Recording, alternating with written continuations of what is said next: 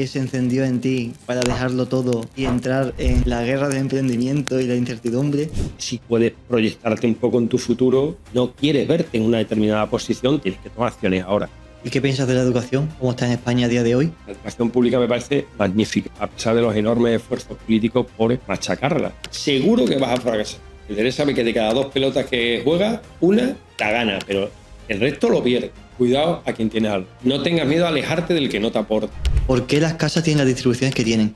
La arquitectura es la expresión volumétrica de la filosofía. El conocimiento más aburrimiento creo que es sinónimo del éxito. ¿Qué recomendaciones darías a alguien que comienza a emprender ahora? Probando. ¿Qué va a tardar?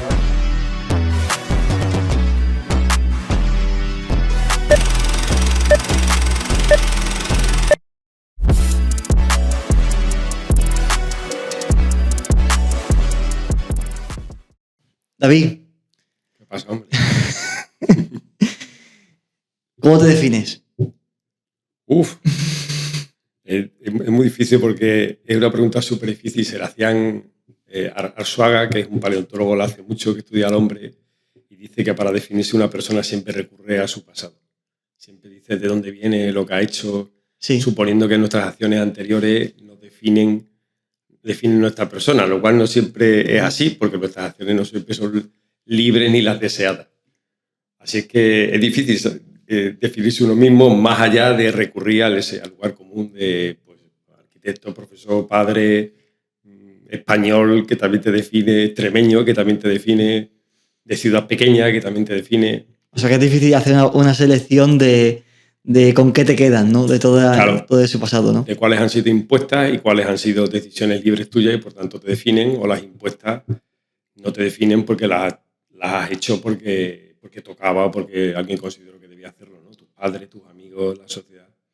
Uh-huh. Es tan difícil, por eso lo decía también Arzuaga, es tan complicadísimo definirse uno mismo más allá de recurrir a lo que uno ha hecho. Pues mi carnet de identidad es 08, esos datos que son claros y que no tienen discusión porque ya los has hecho, pues son fáciles para expresar la definición de uno mismo. Más allá es entrar en un terreno pantanoso. Has estado en una etapa muy diferente a la que estás ahora como arquitecto, que era la de profesor. Entonces, ¿podrías contarnos cómo llegaste a profesor, las ventajas e inconvenientes de tener una plaza fija y qué se encendió en ti para dejarlo todo y entrar en la guerra del emprendimiento y la incertidumbre? Bueno, a ver cómo lo defines tú. Porque por regla general se ve como un escenario de incertidumbre el tema de emprender, pero... Lo es. Incertidumbre absoluta. El trabajo, el sueldo, las horas de trabajo que vas a estar, no solo el tipo de trabajo, sino las horas que vas a estar. Pues claro, de funcionario que soy de educación es muy fácil. Es difícil llegar, pero es fácil vivir en una posición cómoda porque nadie realmente evalúa tu rendimiento.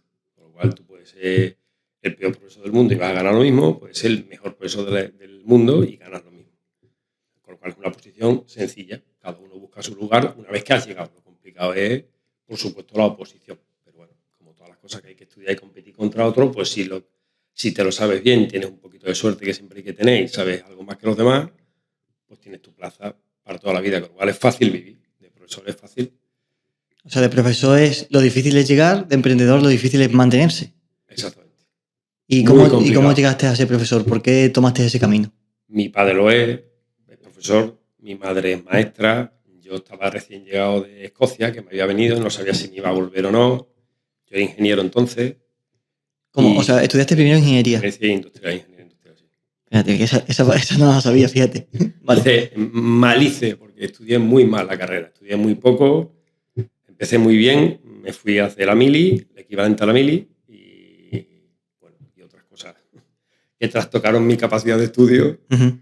Y no fui capaz yo considero que no fui capaz de aprovechar la universidad como debería haber sido aprovechada. Pues de verdad aprendiendo.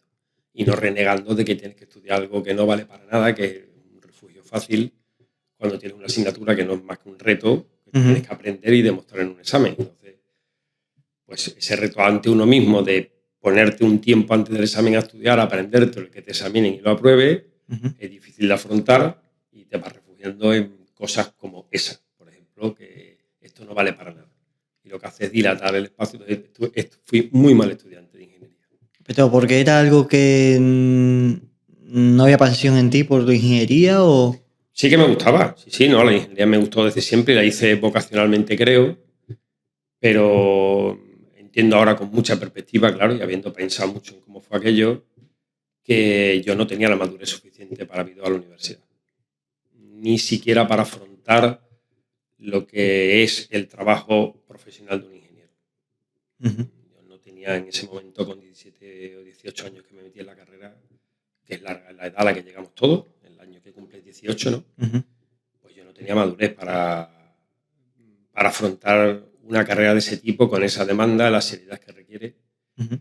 Y claro, me proyectaba yo a mí mismo en el futuro, me veía trabajando como ingeniero en una planta industrial y no me veía. Entonces, pues digamos que todas esas cosas van suponiendo un freno hacia tu propio rendimiento que hacen que cada vez pues, todo se alargue más porque suspendes más, estudias menos. Uh-huh. Y fue un proceso duro para mí, horrible, porque no me gustaba nada, pero a la vez no era capaz de dejarlo porque sentía la necesidad de terminarlo. Uh-huh. Y finalmente, bueno, pues después de un tiempo lo terminé, claro. Porque al final dice mi padre que si dejas una gorra en clase, la gorra acaba aprobando. Mi padre, que es profesor. O sea, ¿el Solo por premio de la insistencia dice que constancia o...? claro, claro. Dice que solo por estar allí, que no lo dejes, solo por estar allí acabas aprobando. Es un poco en broma, obviamente, Sí. pero sí al final pues acabas aprobando y me fui de España, me fui a vivir fuera. Y cuando vine, sin tener muy claro si me iba a volver otra vez a Escocia, que es donde vivía, Sí. pues bueno, sabía que había posiciones en unos meses y decidí intentarlo. ¿Cuánto tiempo estuviste viviendo en Escocia y con qué edad? Pues me fui en el 99, me vine en el 2002. La Unos 3 edad años. no quiero ni recordarlo porque es demasiado joven y hace ya mucho tiempo. Pues no sé, no me acuerdo que tenía 26 o 27 años tenía cuando me fui. 26 tenía, sí. Porque aprobé como 29 las oposiciones. Pues 3 años, O sea, te 26. fuiste allí con las oposiciones de No, me magisterio. fui con industrial, con ingeniería. Ah, vale. Y me fui allí a trabajar, a aprender inglés y a trabajar de lo que saliera. ¿Te fuiste con pareja o amigos o tú Me solo? fui solo. ¿Y qué tal? ¿Cómo es la experiencia de vivir en otro país? Es maravillosa. Es una experiencia única. Si vas con la predisposición adecuada, que los españoles no la solemos tener por la experiencia que tuve allí, con otros españoles, con muchos españoles. Con la predisposición me refiero a que eso no es España. O sea, ¿Cuál era la diferencia más gruesa que habías tú entre España versus cualquier otro país? Que es la sociedad. ¿Lo? Lo cerrada que es la sociedad. Nuestra sociedad es muy, muy, muy cerrada, que tiene una enorme ventaja porque tú llevas viviendo en esta sociedad desde chiquitito, estás en tu círculo cerrado y te proteges mucho, tu entorno de amigos, tu familia, estás muy protegido y tiene la desventaja de que es muy difícil moverte entre grupos y que te acepten o aceptaran nuevos elementos en el grupo. Y en no sé si en cualquiera, pero en países del norte, por lo menos por lo que he visto, es una sociedad muy abierta. Es muy fácil encajar, muy fácil si va con las predisposiciones adecuadas. Y entonces pues, fue un encanto trabajar allí. Además, los españoles somos muy bien vistos, somos muy apreciados. Sí. Por nuestra... me lo decía uno de el jefe más grande, de mayor rango que tuve cuando ya trabajé en una empresa allí de ingeniero. Uh-huh. Decía que en la empresa nos gusta tener a un español porque ante cualquier imprevisto nos adaptamos bien, a lo que estamos acostumbrados, pero no a más de uno porque si no, lo que es un orden acaba siendo un caos.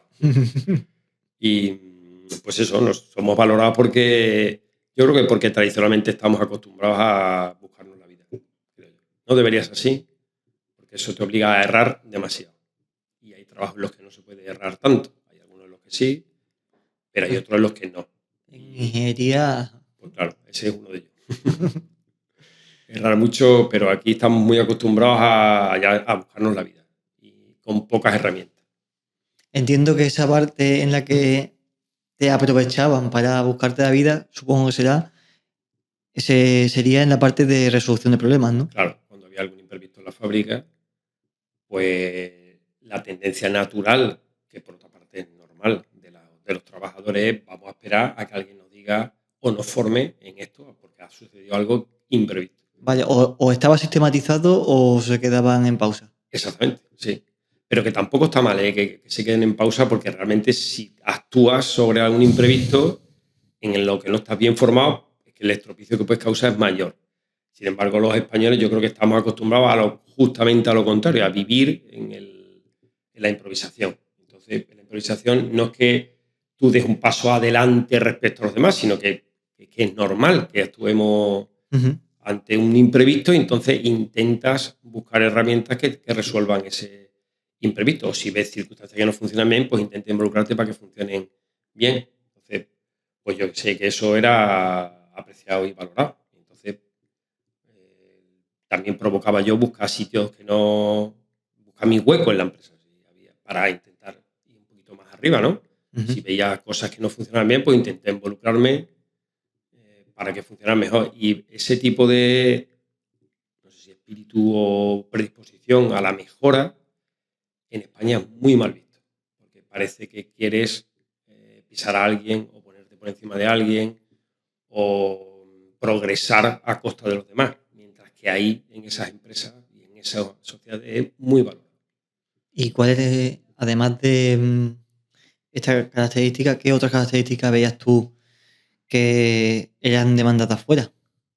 Características profesionales, dice, Sí. el conocimiento. Y nosotros, como nuestras universidades muy buenas, son muy buenas. Las universidades periféricas, digamos, que son donde yo estudié, realmente se estudia mucho y se aprende mucho. No lo valoramos y no nos damos cuenta por esa forma tan precaria en la que estamos casi siempre, pero fuera se valora muchísimo el conocimiento y nosotros lo tenemos. ¿Y qué piensas de la educación? ¿De cómo está en España a día de hoy? Hay muchos niveles de educación que no sé si todos tienen la misma problemática como para poder generalizar sobre la educación, ¿no?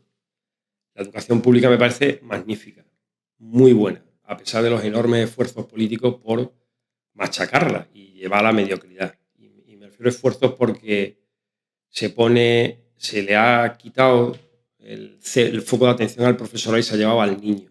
Se ha llevado al niño o al joven o a la persona que está recibiendo la educación en vez del que la tiene que estar aportando. Ujú. Entonces, lo importante es valorar si hay en fin, unas notas medias o si hay un número de aprobados determinado, pero con conocimientos muy bajos, en vez de premiar que los profesores pues tengan conocimientos altos, los vuelquen a los alumnos y, bueno, pues asumiendo que no todos llegarán a titular, digamos, o al nivel máximo, ¿no? Que algunos se quedarán por el camino, pero es así.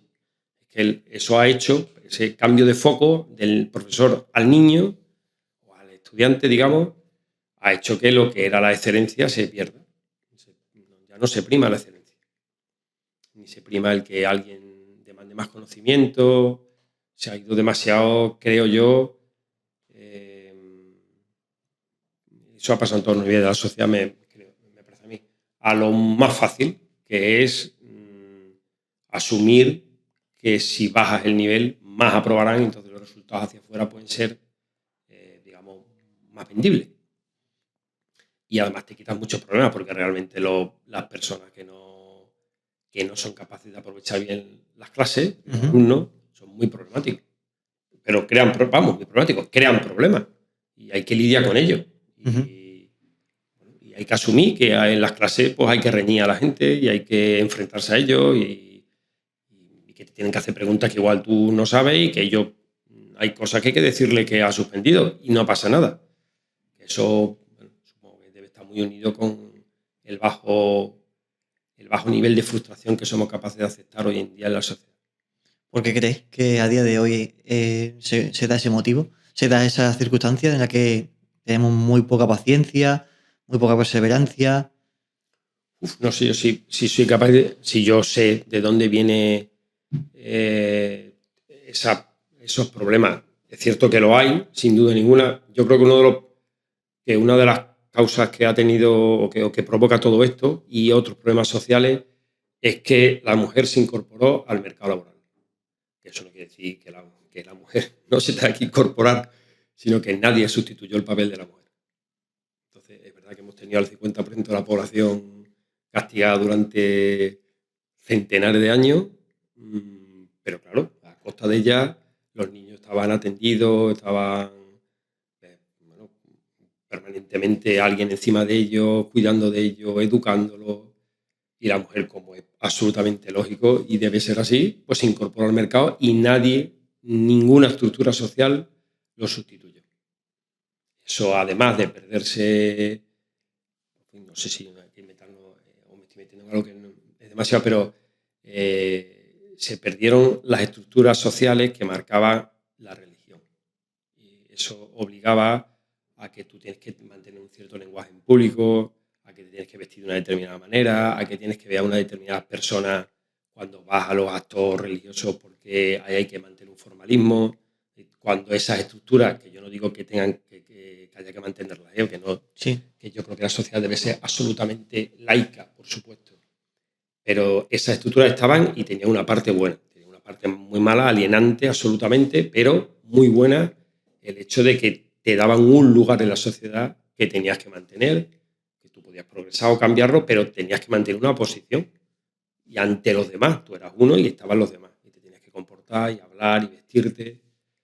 En algunos momentos de la semana hacer unas cosas, sabías que en otro otras. Y ahora esa unión social se perdió y nada lo ha sustituido. Absolutamente nada. Lo mismo que la mujer. Y eso ha pasado con muchas estructuras sociales. Bueno, digamos que al final había una película por ahí de About a Boy, de Hugh Grant, un niño pequeño, parece que se llamaba, que venía a decir que al final somos todos islas. Al final somos un mogollón de individuos que somos todos islas. Y todos tenemos nuestro pequeño mundo independiente de los demás. Entonces, cualquier cosa que sea fuera de nuestro mundo, que sea relacionado con lo de los demás, nos crea frustración. Y eso lo llevamos muy mal, muy mal.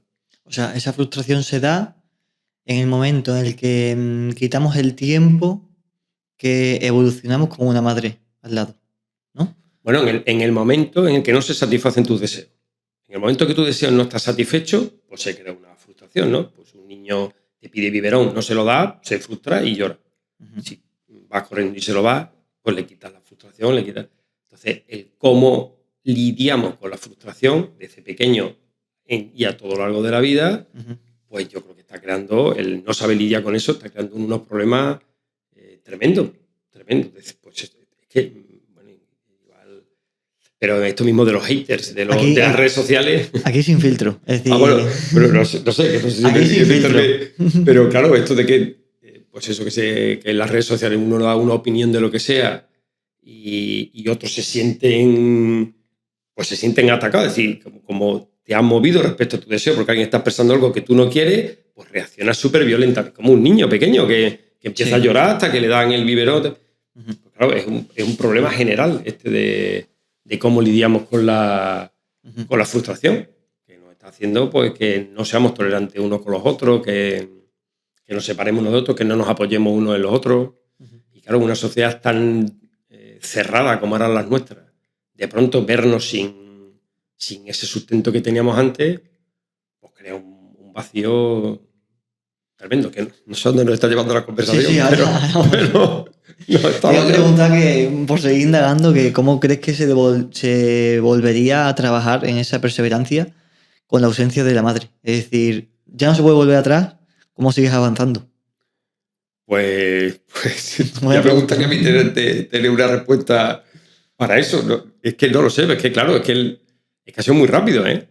Es que, bueno, mi madre trabajaba, trabajaba desde que yo la recuerdo, pero es que hace nada, ¿eh? Que las mujeres no salían de su casa y que el niño llegaba y estaba siempre el referente de su madre, siempre. Y le decía qué vestirse, qué ponerse, qué cómo comer, qué tenía que hacer, te daba un cachete si no te portabas bien. Es que perder eso, a ver qué estructura social lo recupera, ¿no? Sí. Era una autoridad permanente ahí, la zapatilla de la madre o la madre de la madre, claro, o la mano de la madre, que esa autoridad se fue y ahora ve quién la pone. Pues si esa ya se ha ido, ¿qué se va a pedir a los profesores? Que mantengan autoridad, si le hemos quitado... Sí.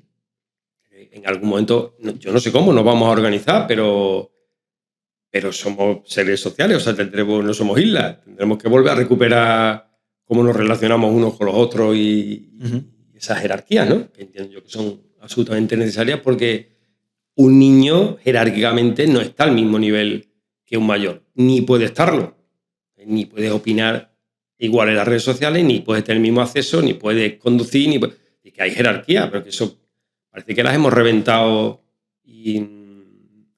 sin solución ninguna, sin alternativa alguna. Y así estamos, navegando un poco perdidos, me parece a mí. Volviendo al tema profesores, universidad, comentabas antes que ya no se trabaja sobre la excelencia. ¿Cómo se debería trabajar sobre la excelencia? ¿Cómo debería cambiar el sistema para que eso fuese el centro? Claro, otra pregunta que no voy a ser capaz de responderte, pero la excelencia también genera frustración, porque genera mucha frustración y, por tanto, la misma reacción ves contra los excelentes que ves en los haters, ¿no?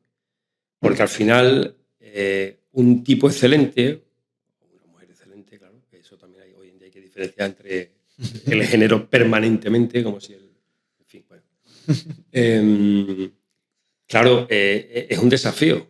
Un excelente es un desafío, porque es un espejo en el que tú también te estás mirando. Y tú puedes decir, joder, este es muy bueno, yo puedo hacer algo, o debería yo hacer algo para llegar a ese nivel, o bien prefiero machacarlo y bajarlo de nivel, ¿no?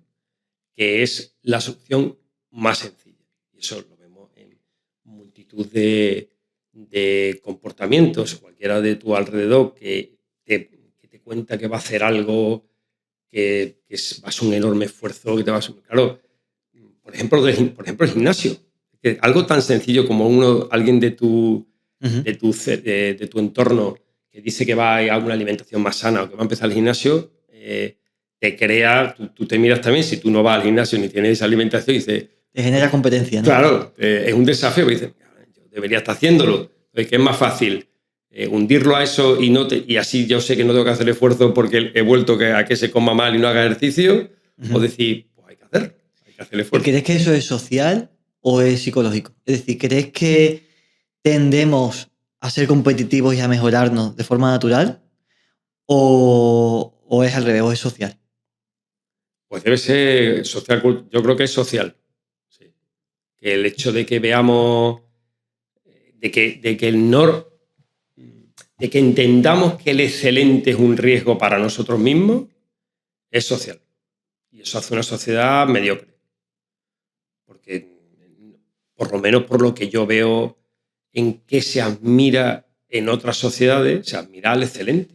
Y aquí no se admira, o yo no entiendo o no lo veo, que en la sociedad nuestra se admire la excelencia, o la admira hasta un punto. En el momento en que ya empieza a tener demasiado éxito, son muy pocos los que se escapan. Nadal, Gasol, Alonso, sí. Y Alonso ya fue muy odiado. Nadal, hay ahí la excelencia, pero yo entiendo que es porque es un desafío. Entonces, en vez de admitir que hay otros que son muy buenos y si tú quieres mejorar, pues tienes que hacer un esfuerzo, bueno, y aceptarlo, pues no sé por qué nuestra sociedad no admira esa parte, no la tiene como referente y se va a lo más fácil. Supongo que porque es muy frustrante. Sabe que tú no estás en esa posición y que tienes que hacer un esfuerzo enorme y que igual no tienes la capacidad, o incluso si la tienes y la haces, no vas a tener los mismos resultados que el otro, entonces vuelve a generar frustración, no llega a esos mismos niveles.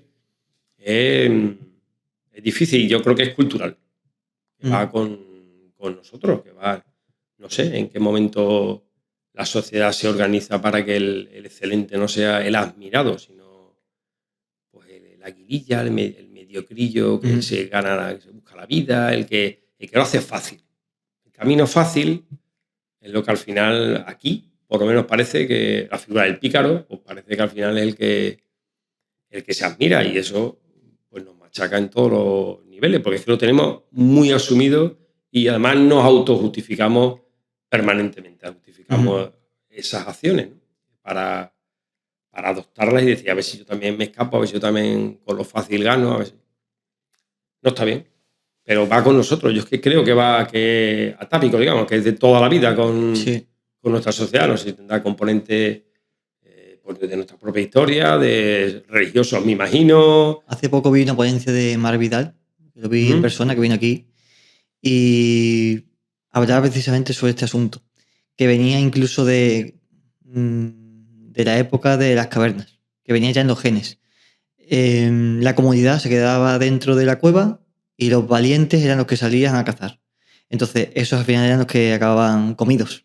Entonces, lo que sobrevivía era el cobarde. Entonces, en el gen viene ya el hecho de, no, quédate en tu sitio, no te muevas, ese sueño a crecer puede que sea una pesadilla y se convierta en un fracaso, y que al final son esos valientes a día de hoy que se salen del sistema, se salen de la media, que cogen la tangente, los que decía un youtuber, no me acuerdo quién era, MrBeat, que es uno de los mayores youtubers del mundo, que eres un loco hasta que obtienes resultados. Cuando obtienes resultados eres un genio.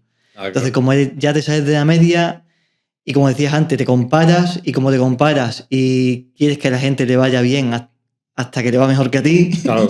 empiezas a destruir, y ya cuando lo consigues, cuando dices, vale, ahora justifico a esa persona que cuando tenía que venir con nosotros no venía, que estudiaba más de la cuenta, que entrenaba como un loco, que... Pues sí, entonces hay un componente, genético suma, también, dice... Puede que sea una suma de todo. En tu caso, como profesor, como funcionario, una plaza fija, con una vida asegurada, entre comillas, porque a día de hoy ya vemos que ni eso está asegurado, ¿qué fue lo que generó ese cambio en ti para pasar a emprender? Hombre, emprender desde una posición fija es un emprendimiento muy privilegiado, porque yo tú siempre tengo ese colchón. Compaginaste. Bueno, durante un tiempo lo compaginé, pero me refiero que yo siempre, o sea, que yo soy funcionario, que decir que si yo dejara la arquitectura, me puedo volver a las clases pues la semana que viene, si lo comunicara así, ¿no? Entonces, cuando tienes ese colchón de seguridad, entiendo que emprender debe ser sencillo. A mí me llevó a meterme en arquitectura porque después de 14 años dando clases, pues no hay más. Que está muy bien, ¿eh? Que formar a la gente... ¿4 o 14? ¿Cuánto has dicho? 14. Que está muy bien, ¿eh? La clase, joder, es un desafío tremendo tener conocimiento suficiente como para poder volcárselos a alguien. O sea, que alguien ya llegue a aprender algo de ti, ya es muy gratificante por lo mismo, pero pues es eso, que todos los años es lo mismo. Entonces, si necesitas, si tienes esa necesidad de, yo qué sé, no sé, debe ser algo interno de cada uno, no especial, sino simplemente interno, de hacer algo más, pues el profesorado se te queda, en fin, que no hay forma de progresar ahí dentro. Es una estructura en la que no hay más. Sí, has llegado al tope, desde el momento que entras, estás en el tope. Ya se acabó. Ni vas para atrás ni para adelante, estás ahí. Y además, evidentemente, pues sí, tienes muchas horas libres. Muchas horas comparado ahora mismo con lo que es autónomo. Sí. Pues tienes mucho tiempo libre. Entonces me dio la oportunidad de estudiar la carrera, que no la tenía. Y decía ahí... Tú dabas clase y por la tarde estudiabas la carrera de arquitectura, ¿o cómo? Exactamente. Yo daba clase por la mañana y me iba en coche a Madrid y me venía todos los días. ¿Cómo que te ibas? Desde aquí. Desde Almendralejo, que tiene mi plaza. O sea, ibas y venías a Madrid todos los días. Venía a Madrid todos los días, sí. Entonces, ¿cuántas horas empleabas todos los días? ¿Ibas para...? Pues muchas horas. ¿Ibas 3 horas para allá? Daba a Madrid eran 3 horas y media. Desde la puerta de mi instituto a la puerta de mi clase eran 3 horas y media.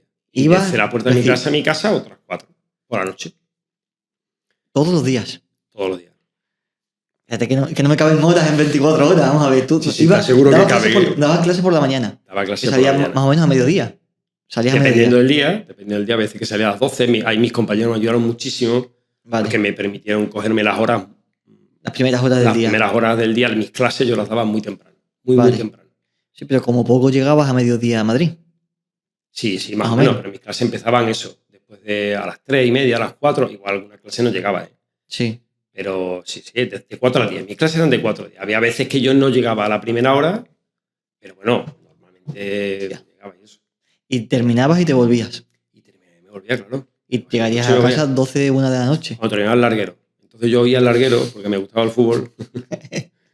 Y cuando iba terminando el larguero iba yo llegando a mi casa.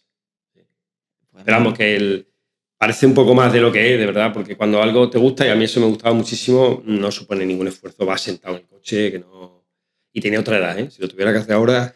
Ya, pero La espalda clases ya por no la da. mañana, Sí. 6 horas al día de puro coche para pensar. Sí, sí, sí. ¿En qué piensas todos los días durante 6 horas que vas en un coche? Pues de verdad que todos deberíamos ir todos los días a Madrid, porque no puedes usar el móvil y solo puedes pensar, te aburres muchísimo. Y es cuando más creativo eres. No hay No, sin ni duda. punto de comparación, no hay nada que te haga más creativo. Por supuesto, el conocimiento. Sin conocimiento no hay creatividad, eso es evidente. El conocimiento más aburrimiento creo que es sinónimo del éxito, porque eres súper creativo cuando te aburres. Y claro, 4 horas en la autopista, agarrar un volante pensando... Hombre, a ti te venía súper bien porque estudiabas y repasabas las clases anteriores y ya ibas preparando la siguiente y... Y vas pensando y se Vamos, te van no tenías ocurriendo diseños. Es una maravilla. ¿No? Que se te ocurran cosas no hay que decir que se te ocurran cosas buenas. Sí, Solo sí. se te ocurren cosas buenas si estudias mucho. Si no, lo que se te va a ocurrir es muy mal. ¿Y por qué O sea, elegiste arquitectura? Pues pura... Bueno, yo había hecho había hecho las prácticas de industriales, de ingeniería, en un estudio de arquitectura, haciendo la parte técnica de la arquitectura. Entonces ahí ya pues, conocí un poco lo que era, siempre me había traído bastante y además me parecía un trabajo muy creativo, donde sí podías aplicar tu creatividad, que yo pensaba que en ingeniería también lo iba a tener y no es así. O sea, tu frustración, por lo que entiendo, que viene a lo mejor también de la parte educativa, era encontrar un lugar en el que no le pusieran barreras a tu creatividad.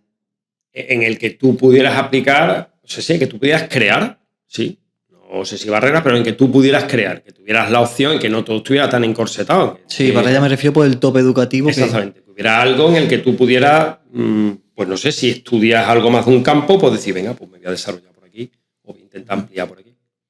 ¿Y estuviste así durante cuántos años? Porque... 6 años. ¿Y cuándo estudiabas? Los fines de semana, O sea, tú estudiabas sábado y domingo a tope. sábado y domingo a tope, y muchas veces mis clases duraban 3 horas. La misma asignatura, yo daba la misma asignatura, Sí. 3 horas. Entonces, pues, obviamente esas 3 horas estás atendiendo a los alumnos, pero como yo soy de formación de secundaria, pero de formación profesional, yo enseñaba a programar autómatas. Y bueno, pues una vez que pones los problemas, eran muy poquitos alumnos, 5 o 6 alumnos lo que yo tenía.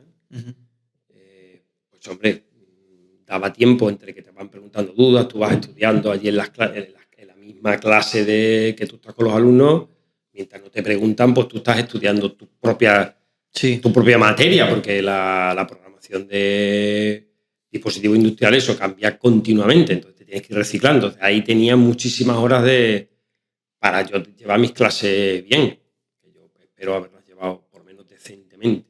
Haber enseñado algo a alguien, ojalá haya sido capaz de enseñar algo a alguien. Y luego, pues a veces llegaba por la noche, tenía que hacer alguna cosa, y sobre todo los fines de semana, o si alguna tarde no iba a Madrid, porque no tenía clase o por lo que sea, o porque no iba, o no podía, pues a la tarde estudiaba. Para lograr objetivos a 3, 4, 5 años vista, como puede ser sacarse una carrera de arquitectura, ¿cuáles crees que son las habilidades blandas que en una persona no puede faltar? Hay una palabra que es determinación. Se la oí el otro día a Federer, me parece, un discurso que dio en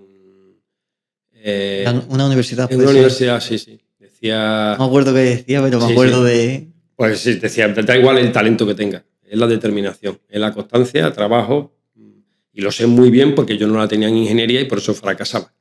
No hay más misterio. Aquí somos todos normales. Yo, no sé, la verdad, clase a he tenido miles de alumnos durante los 14 años. Miles. Habré tenido 2 brillantes, súper brillantes. El resto, y torpes, no recuerdo yo haber tenido. Y compañeros míos, he podido tener entre el instituto, ingeniería y arquitectura, pues yo qué sé, los centenares de alumnos, de compañeros, de estudiantes como yo que he tenido. Quiero decir, que hay un poco brillantes.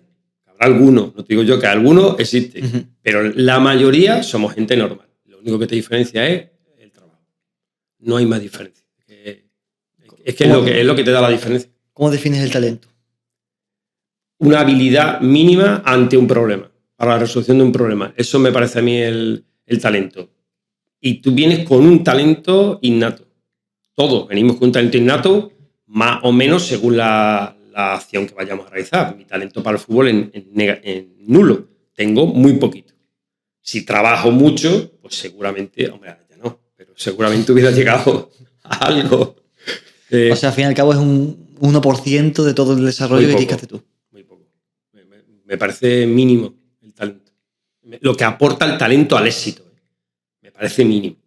Por supuesto, si tienes talento y trabajo, eres imbatible. Messi es imbatible. Un tío con talento y trabajo, pues es imbatible, ¿no? Como puedes con Picasso, un tío con talento y esa dedicación, no vas a poder Gaudí, no puedes. Hay talentos con trabajo que no puedes llegar, pero no significa que porque no llegues a esos niveles, no significa que no te puedas dedicar a esas profesiones. La harás de forma muy honrada y disfrutándola muchísimo. No llegarás a esos mega niveles, bueno, pues muy bien, pues los admiras, aprendes de ellos y tienes tu éxito a tu nivel. O sea, las personas que tú tuviste como alumno, como compañeros de carrera, que veías tú que eran los que se salían de la media, era por la pasión que ponía, por el trabajo. Determinación. Es la determinación. Me parece que es la palabra que lo resume absolutamente todo. El éxito es la determinación. Es que no hay más. Es la constancia, el trabajo, el no cejar, el que te vas a caer. Y es que te vas a caer, es que no hay nadie que no se caiga, no se estrelle, no falle. Todo. Por ejemplo, Federer decía en esa charla que daba él en una universidad, no sé si el cierre del curso, creo que era el cierre del curso de una universidad, pues él ha perdido prácticamente el 50% de los puntos que ha jugado en su vida. Y es probablemente el tenista más grande de la historia, ¿no? Ha perdido la mitad. Si él, que es lo máximo, ha perdido la mitad, pues los demás que somos normales, pues fracasaremos muchísimo. Ahora su capacidad de frustración debe ser enorme, porque aún fracasando tanto, pues tenía la capacidad para seguir hacia adelante, ¿no? ¿Cómo trabajas tu determinación? Malamente, porque ¿Cómo lo elaborabas en tu mente? Yo soy muy impaciente, entonces y sabes que fracasa porque tú eres plenamente consciente cuando entregas un trabajo, por ejemplo, al menos en arquitectura, que era todo ante tribunales, el tribunal no tiene ningún miramiento contigo. Si te tiene que decir que lo que tú estás entregando no vale para nada, es que no vale para nada y te lo van a decir en público. Pues no queda más que sabes que vas a pasar por eso, lo aceptas, te duele porque te duele hasta el infinito. La zapatilla de la madre, ahí está. Exactamente. ¿Y qué haces? Pues sigue, te vuelves a tu mesa de estudio y ya está. Y a estudiar. Es que, pero si es que no hay más secretos, si es que afortunadamente no hay más secretos, ¿eh? Porque si hubiera algún secreto más, estamos perdidos. Pero es lo que me sorprende, es decir, lo fácil o lo sencillo que es el concepto y lo fácil también que es aplicarlo, pero ¿por qué hay ese umbral tan grande entre la teoría y la práctica? Porque requiere muchísimo esfuerzo. Tienes que dedicarle mucho esfuerzo. Y entonces empiezas a ver que los demás están fuera, que los demás no sé qué. Es que es muy fácil, porque obviamente lo que tú ves de los demás es el hacia afuera. Es como decir, envidiar el cuerpo de Ronaldo y no correr. De Cristiano Ronaldo, ¿no? Que tiene un físico envidiable. Envidiar eso, pero no está dispuesto a llevar su alimentación y a hacer su dedicación. ¿Para que lo envidias algo? O sea, que no puedes envidiar el resultado. Pero como lo que vemos de los demás es el resultado exterior, pues nos creemos que los demás tienen éxito porque sí, porque tienen suerte. No, es verdad, yo no he conocido a nadie con suerte. La suerte influye muy poquito. Influye, pero muy poquito. Y la suerte no es la base del éxito. Es imposible porque... Pero la suerte tiene que... Tú ya tienes que tener... Ya tienes que estar en una posición para que esa suerte se dé. Es decir, la suerte no le toca tampoco a cualquiera. Pero además que si tú... O sea, esto es por puro cálculo probabilístico, ¿no? La suerte... O sea, la sucesión de acciones, la probabilidad de que la última se dé es el producto de todas las anteriores. Entonces, tú puedes tener suerte en tu primera acción. Vale, venga, he tenido 50% de probabilidad, coño, he acertado. Magnífico. Pero si es que en la siguiente vuelves a tener 50%, ya estamos en 0,25. Por 0, o sea, si cada vez la mitad, si tú vas multiplicando, dice, es imposible que por la suerte tenga éxito. Imposible. Puedes acertar un número de la lotería, eso no, pero ese no es el éxito, eso es puro azar. El éxito no puede estar basado en la suerte. Es que simplemente por probabilidad, por estadística, no tienes éxito basado en la suerte. Es más matemático. Que es imposible. El éxito simplemente es, pues, dedicación. Desgraciadamente no sé, digo desgraciadamente, porque cuando no me he dedicado, no he tenido éxito. Cuando te has dedicado, lo tienes. Coño, pues el razonamiento es bien fácil. Eres el mismo, una vez no has tenido éxito y otra vez sí, pues ya sabes que la cosa es trabajar. Ahora, ¿eres capaz de hacerlo o no? Pues dependerá de mil factores, de que te ayuden otros, de cómo te veas, de realmente cómo te quieres tú ver, hasta dónde quieres llegar. Pero solo hay trabajo, no hay más misterio. ¿Y cómo organizas tu trabajo, tu día a día, de lunes a domingo? Para la distribución de lo personal, lo profesional, y dentro de lo profesional, ¿cómo estructuras tu tiempo a nivel trabajo creativo, trabajo operativo, gestión de equipos, gestión de clientes? Toda esa maraña, ¿cómo le pones orden? Ojalá tuviera yo un orden ahí. Yo creo que esto es bastante común a casi todos los que tenemos algún trabajo que tiene algo que ver con la creatividad, que es el caos. Y supongo que porque la creatividad viene del caos, o sea, la creatividad no es más que generar algo diferente, una combinación diferente de cosas que ya existen. Uh-huh. Pero claro, ese generar algo nuevo es por eso caótico, porque realmente no sabes por qué se ha generado eso, ¿no? Uh-huh. Y yo creo que ese caos lo llevamos todos los que en alguna circunstancia de nuestro trabajo tiene que ver con la creatividad, lo llevamos a todos los niveles. Yo creo que a todos, vamos. Algunos lo resuelven mejor que otros, pero lo llevamos a todos. Y si te dedicas a algo creativo, es probable que las 24 horas del día, raro es que no haya un rato que no pienses en ese trabajo. Porque es que todo te lleva a eso. Tus niños te llevan a eso, tus amigos al final piensan en eso, estás viendo el fútbol, el que lo vea y piensa en eso, estás leyendo y estás pensando en eso. O sea, en verdad un trabajo creativo te absorbe todas las horas del día. No empieza ni termina, realmente. No, jamás, no termina. Es un problema. Y si además eres autónomo o eres emprendedor, digamos, no sé si esto es emprendedor, si eres autónomo, de forma que cuanto más trabajas, obviamente, más ganas, eso es así, o debe ser así, pues claro, renunciar también al hecho del rendimiento, es decir, que si yo me paro no estoy generando o parece que no está generando, pues crea mucho vértigo también. El pararse crea vértigo. Depende de en qué estás trabajando en ese momento. Es decir, no es trabajar más para ganar más, sino trabajar mejor para ganar más. Exactamente. Llega un punto en el que, ¿cómo era? Es decir, si quieres ganar el doble, trabaja el doble.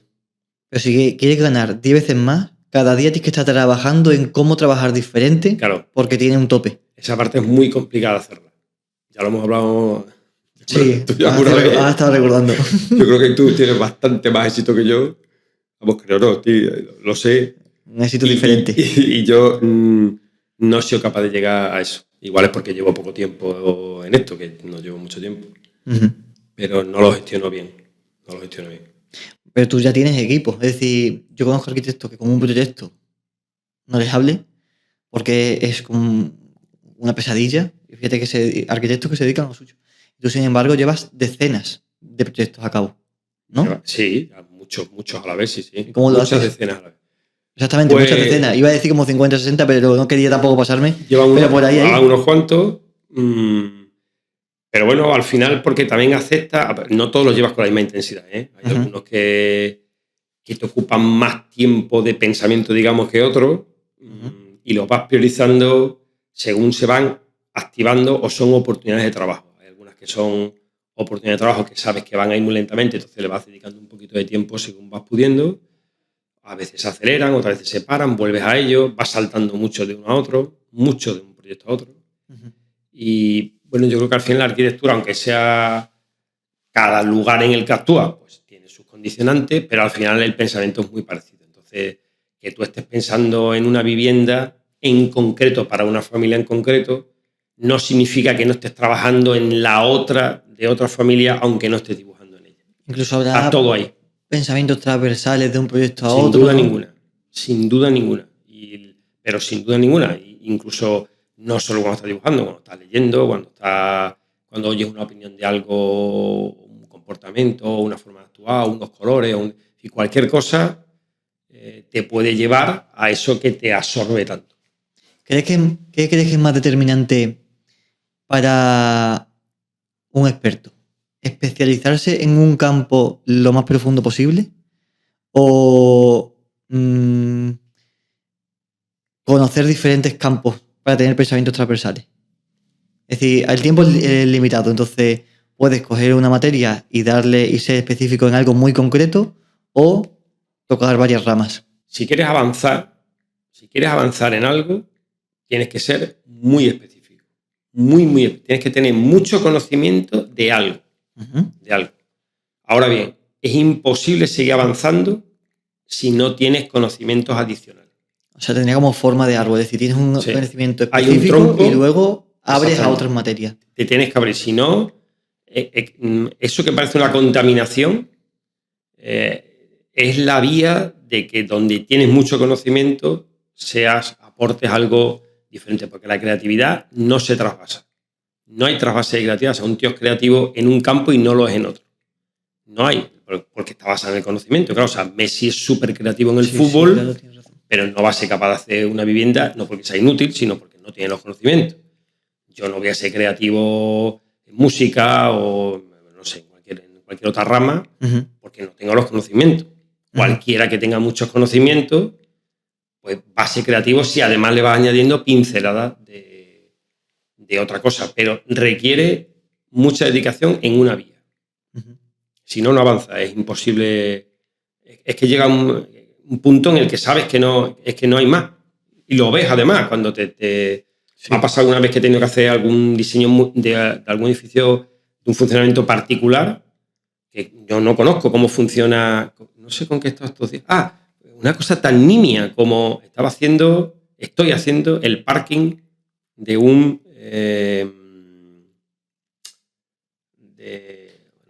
de un cuartel.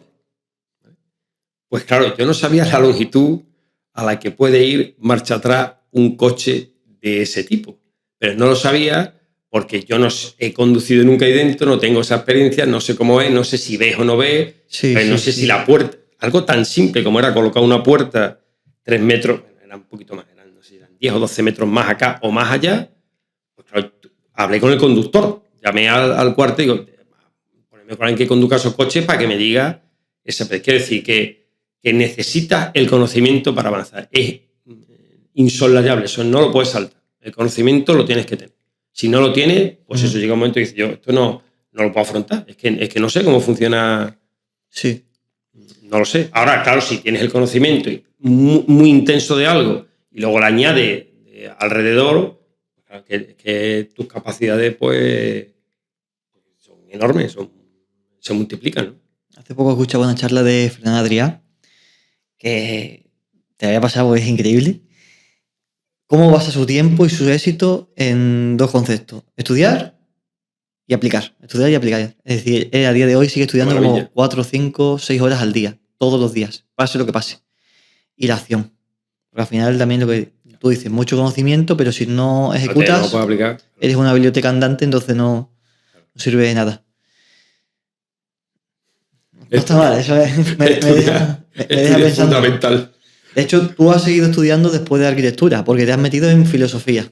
He empezado filosofía, lo que pasa es que no soy capaz de seguirla porque demasiados proyectos, mi vida personal dio un buen vuelco y mira que me parece ahora fundamental, porque estamos en la misma posición que estábamos como sociedad ahora mismo que cuando surgió la filosofía. Por eso creo que ahora es tan sumamente demandada y apreciada, porque el hombre ha perdido su posición en la sociedad. No sabemos dónde estamos. Era la misma posición que se tenía cuando surge la... O sea que hemos vuelto al inicio. Hemos vuelto al inicio, sí, hace 2500 años. ¿Y cómo era ese inicio de la filosofía que se está replicando ahora? Bueno, en ese inicio de la filosofía... Bueno, ¿dónde inicia la filosofía? O hasta donde yo puedo llegar a explicar, que no sé si yo tengo conocimiento suficiente para esto, siento mi paz de filósofo, me produce... En fin... No me gusta meterme en ese camino sabiendo lo que él sabe y lo poco que sé yo. A ver, pero eso es como la escalera del experto. Al final tú puedes enseñar hasta tu nivel a todo el mundo que está por detrás. Entonces, tú a medida que vas subiendo, tienes a más personas a las que poder pero da una opinión de este tipo en una barra de un bar, pero la da cualquiera de cualquier tema. En fin. Bueno, pues tú atrévete. Pues en esta barra, yo creo que en aquel momento, lo creo básicamente por lo que he leído, no porque yo tenga mucha más y lo poco que puede razonar, ¿no? en ese momento el ser humano se enfrenta a los dioses. Dice, igual tenemos una posición aquí diferente a la que nos han marcado los dioses. ¿Quiénes somos? Porque si tenemos una posición diferente, venga, vale, ese es un escalón fundamental. El decir, puede que tengamos una posición diferente a la explicación que nos marcan los dioses, ¿vale? Pero si hay una, ¿cuál es? Y hay que enfrentarse a eso, a quiénes somos, ¿no? Pues en esa misma posición está la sociedad occidental, por lo menos, hay que especificarlo bien, actual. ¿Cuál es la posición del ser humano cuando la inteligencia artificial ya tiene vida, es más lista que nosotros, cuando los países han prácticamente desaparecido, cuando las empresas son más grandes? Así que el ser humano ahora mismo está perdido dentro de... O sea, ha perdido su posición. No sabe cuál es la suya. Es un rehacer, entonces. Claro, es un saber, pero ¿dónde estamos? Hay que volver otra vez, mira para atrás. Eso que se ha hecho tantísimo, y en el arte se ha hecho tantísimo, mira para atrás. Cuando nos perdemos, pues creo que ahora estamos totalmente perdidos. ¿Y qué nexo de unión hay entre la arquitectura y la filosofía para que tomases ese camino? Bueno, esto es muy pedante también, pero la filosofía es la expresión, la arquitectura es la expresión volumétrica de la filosofía.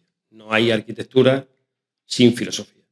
Primero tiene que haber alguien que marque el camino filosófico, que marque la posición del hombre, porque al final la arquitectura construye algo para el hombre. No es la base de todo, es el hombre. Alguien tiene que habitar lo que está haciendo, si no es una escultura. Esa es la diferencia entre escultura, la diferencia tan fundamental entre escultura y arquitectura. El hombre es la medida de todas las cosas, eso que se dice tanto en filosofía, ¿no? Pues es eso. La medida de la arquitectura es el hombre y la medida de la filosofía también. Primero va la filosofía y luego la arquitectura. Entonces llega un momento, yo creo que eso nos ha pasado a todos en la profesión, o a todos los que nos gusta así, esta profesión creativa, en el que ves que tiene que haber, intuyes que hay algo más. Dígame un porqué, no solamente ángulos. Esta forma tiene que haber algo más. ¿Por qué? ¿Cuál es el camino de avance? ¿Quién marca el camino de avance en la arquitectura? ¿Cuál es el camino de avance? Porque en cualquier otra ciencia es el que estudia los virus, pues ya sabe que va a acabar con vacunas. ¿Cuál es el camino de avance en la arquitectura? ¿Dónde está el soporte argumental de la arquitectura? Pues en la filosofía. Sí, de vez en cuando digo, fíjate, seguirá... El barco está rojo. Ya no. Sí. Sí, lo está. Y proyectos que digas tú, mira, estos son proyectos ejemplares que de verdad han tenido en cuenta la filosofía y han hecho una obra magistral en arquitectura. Proyectos que tengas tú de referencia a nivel mundial. Bueno, el que conocemos todos es el Guggenheim, ¿no? Ese sin la filosofía no existiría, pero vamos, lo mismo las catedrales. La catedral románica no existiría sin la filosofía y la catedral gótica tampoco existiría sin los filósofos de su momento, los griegos, básicamente, los dos griegos, Platón y Aristóteles, pues sin ellos no existiría otra arquitectura, que parece que la historia nuestra de la humanidad es una sucesión de hombres, que no es verdad, que sin esos hombres habría habido otros que habrían dicho otras cosas y habrían sucedido, o quizás las mismas, o otras diferentes, ni mejor ni peor, diferentes, ¿no? Pues teníamos otras formas construidas, ¿no?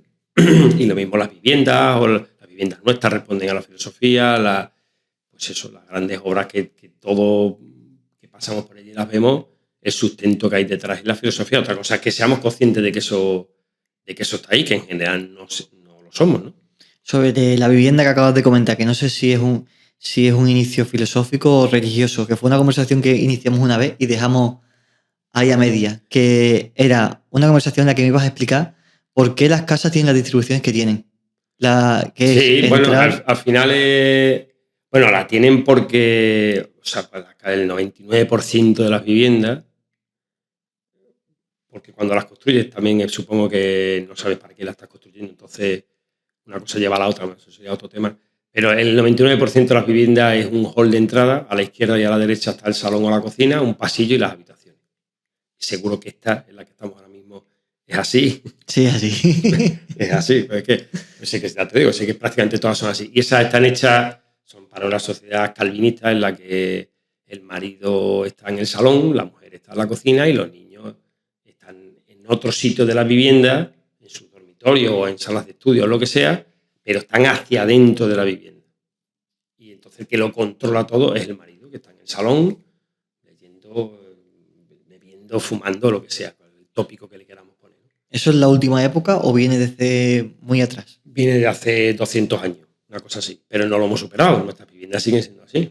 Y es súper alienante, no lo notamos, pero el hecho de que todo pasa por el salón y por quien está en el salón hace que tú a ti mismo, yo qué sé, de niño, tú sabes, cuando estás en tu dormitorio estudiando, como vayas a la cocina, ¡zas!, te ven. Sí. Y ahí ven, y que me ven. ¿Y qué estás haciendo? No estás estudiando. Esa llamada de atención no deja de ser una célula controlada por una persona. Que estará bien o no y tendrá sus cosas buenas y sus cosas malas. Porque ni el control total ni el anarquismo, ¿no? Debe estar ahí y bueno, ha habido muchos experimentos y los hay de vivienda, de distribuciones diferentes de vivienda, los hay. Yo intentaba algunos con notable fracaso, porque Bueno, hay que intentarlo. otros con algún éxito, pero en general bastante fracasado porque... ¿Cuáles fueron en los que has fracasado y por qué? ¿Y cuáles son los que tienen éxito y por qué? Bueno, el fracasado, te digo, en lo que fue una promoción que está construida de vivienda, pero está construida mucho más tradicionalmente. El esquema interior de vivienda es muy tradicional, es este que te estoy diciendo básicamente. Pero yo inicialmente propuse otro. Lo que pasa es que ni le gustó al promotor, ni le gustaba, ni la gente que lo venía a ver, aunque les parecía formalmente quizás atractivo, pero no se veían viviendo ahí. ¿Por qué? ¿Cómo era? El peso, pues me imagino que el peso de la costumbre es enorme. ¿Y qué habías propuesto tú? No, es otra forma de relacionarse en el interior de la vivienda. Vale. Otra forma de verse, otra forma. No tienes por qué pasar siempre, no te tienen por qué ver siempre que vas a la cocina, ni si vas de tu dormitorio al baño, nadie lo tiene que saber. Es otra forma de relacionarse. En fin, tampoco era seguro, no era ninguna revolución arquitectónica. Nada se ha perdido en la historia de la arquitectura, desde luego, porque yo no construyera eso. Eso es evidente. Pero bueno, igual me hubiera dado un camino para seguir yo investigando. No sé si hubiera yo aportado algo, nada, que no lo creo. Pero lo cierto es que no, fue un notable fracaso. Fue un éxito monetario porque me pagaron la promoción, pero no se construyó la que a mí me hubiera gustado intentar. He tenido pues, una vivienda que he hecho con una distribución interior muy diferente, muy diferente. Entonces recuerdo haber puesto en los planos, porque claro, tú cuando dibujas tus planos pones tus personitas dentro. Y entonces yo había situaciones que había dibujado, encuentros que había dibujado en determinadas zonas de la vivienda.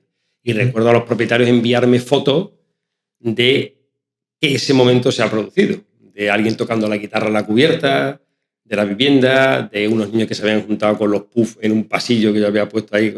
En fin, eso se produjo después de mucho tiempo, ¿no? O sea, que no fue una cosa inmediata y espontánea. Sí, pero lo visualizaste en el momento creativo, en el momento de diseño de la casa, el concepto. Claro, ves cómo funciona esa familia y le intentas proponer.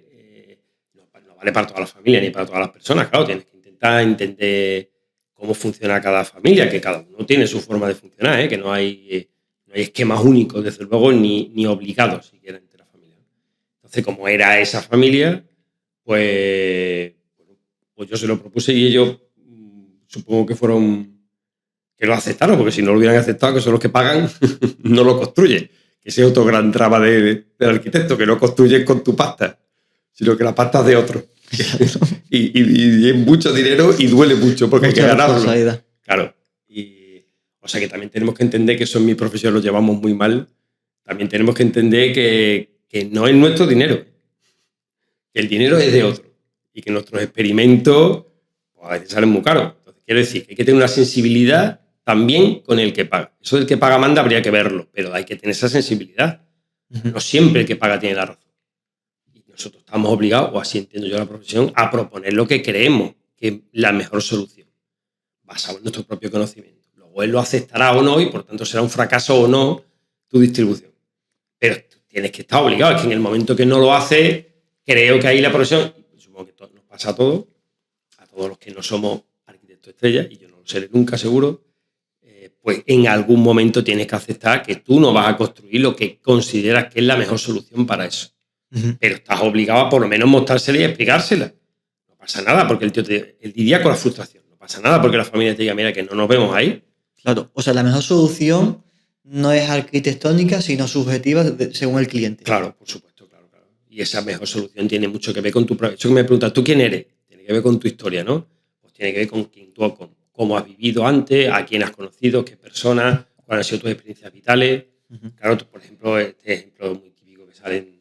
O sea, no todo el mundo es capaz de vivir en un loft. Un loft no tiene referencias ninguna. Un espacio muy abierto en el que solo está cerrado probablemente el inodoro. Más allá de eso, todo lo demás está abierto. Claro, esa falta de referente crea muchísimo vértigo. Hay clientes que necesitan saber dónde van a dormir y dónde está su enchufe de la mesita. Y hay otros que no se lo propongan porque no lo atas. Si tú le dices, no, es que tú tienes que dormir aquí. Y no se te ocurra moverte porque el enchufe y el interruptor de la luz está aquí. Esa es tu cama. Hay clientes que eso no lo soportan, pero porque vitalmente no lo soportan. Y hay otros que necesitan esa libertad, ¿no? ¿Qué tipo de perfiles viven? ¿Qué tipo de perfiles buscan un loft? Pues no he encontrado ninguna cosa común. Es decir, no son loft para una profesión. Los loft no los busca una profesión determinada, ni un tipo de... Quizás un tipo de personalidad. Eso puede ser que sí. Pero claro, cada profesión... O sea, en cada profesión hay todos los tipos de... Claro. Todos los tipos de personalidades. Con lo cual, salvo eso, quizás llega algún tipo de personalidad en el que no se siente cómodo con las cosas establecidas y que no puede mover, entonces ese tipo de gente es el que va a espacios más abiertos. Y aquellos que necesitan la seguridad, que les aporta confianza en que el hecho de que haya cosas que no cambian, el que el sol siempre sale por la derecha de su cabeza, el que siempre ven la tele en esta posición, en el que saben que si oyen un ruido por aquí es porque la puerta está entrando. Y que las cosas son invariantes, que tu espacio, el que te rodea es invariante, eso te aporta seguridad. Pues a esos no les puedes dar un espacio abierto donde tú les presentas como una ventaja que pueden poner la estantería donde quieran. Es que no quieren, eso para ellos no es una ventaja. Para eso tienes que darle muy definido el espacio. Muy definido. Y eso hay que entenderlo. Entonces, claro, tú puedes ser como persona que está dibujando, que entienda que el espacio debe ser uno. Si tú entiendes que es eso, tienes que proponer a él, pero claro, tú no tienes todas las claves internas que tiene esa familia o esa persona para entender él mismo su propio espacio, con lo cual tienes que aceptar, volvemos todavía a la frustración, el hecho de que no funcione el espacio que tú estás proponiendo, no le funcione a él. Para nosotros, todos los que estamos con algo creativo, cualquier cosa que creas es como tu hijo, como le toquen un pelo ya va mal peinado. Pues, ¿sabes? Igual te va a chugar de fesio, pero coño, esto es de fesio. Sí. No quieres que le toquen absolutamente nada. Y esto hay que aceptarlo. Que si no aceptas eso, no puedes ser tan soberbio de pensar que lo tuyo es intocable. Habrá genios que sí, ¿eh? O sea, hay tipos... Bueno, eso, pues, el regate que hace Messi seguro que es único y no se podía hacer de otra forma mejor. Pero el resto de gente normal, seguro, tenemos que aceptar que nuestras propuestas no tienen por qué ser las mejores, serán las mejores en base a tu conocimiento de lo que tú has aplicado, pero tienes que estar abierto a lo que opinan los demás, ¿no? Y más cuando hay tanto dinero por medio. David, ¿cómo ha influido el COVID en la forma de vivir, pero más concretamente en arquitectura? Pues ha influido decisivamente porque nos ha cambiado como sociedad. Nos ha tenido encerrado algo que nunca pensamos que nos fuera a pasar, que estuviéramos encerrados, que era absolutamente impensable perder nuestra capacidad de desplazamiento. Y entonces la vivienda, que era en general un espacio muy residual que se utilizaba por las noches, pues pasa a ser de pronto el lugar en el que haces todo. Haces pan, que a todos nos dio para hacer pan, haces deporte, tienes a tus niños, les das clases, tienes videoconferencias, asistes a eventos, aunque sea en videoconferencia. Todo sucede en el interior de la vivienda. Entonces eres absolutamente consciente de los límites de tu espacio, de los límites de tu vida. Lo tuvimos ahí. Entonces, sabes dónde, ahora ya detectas por dónde entra la luz, cómo no entra, si hay corriente, si no hay corriente, si tienes espacio para esparcirte o no, si tienes que estar siempre compartiendo el espacio con alguien, que era muy, muy raro, muy infrecuente que alguien comparta el espacio de tu vivienda con alguien más, salvo la hora de la cena. Sin embargo, ahí estuvimos pues 24 horas al día compartiendo los más privilegiados en viviendas muy bien diseñadas y enormes, donde no tenías por qué compartir, tenías privacidad, pero la inmensa mayoría de la gente no. Y esa falta de privacidad es una de las cosas que más se demanda, porque yo noto en los clientes que más demandan hoy en día su propio espacio, encontrar su lugar. Eso de que hablábamos antes también, que hemos perdido nuestro lugar en la sociedad, pues teníamos que encontrar nuestro lugar dentro de la vivienda. Entonces ahora se le demanda muchísimo más a una vivienda, mucho más diseño, que esté mejor pensada, más trabajada, que le aportes más, que el espacio dentro, o sea, lo que te puede pasar dentro de ese espacio sea muy variado. Que te puedas sentar aquí a leer, o allí o acá, por las mañanas te pones aquí o te pones allí, que tengas una piscina, una terraza, un jardín, un sitio para salir. Eso antes no se demandaba. Y otra cosa que también se demanda muchísimo, supongo que porque eso ha venido para no irse, es un lugar de trabajo. Antes no se buscaba, se quería, la mayoría de los clientes te decían, quiero 4 dormitorios, algo bastante típico.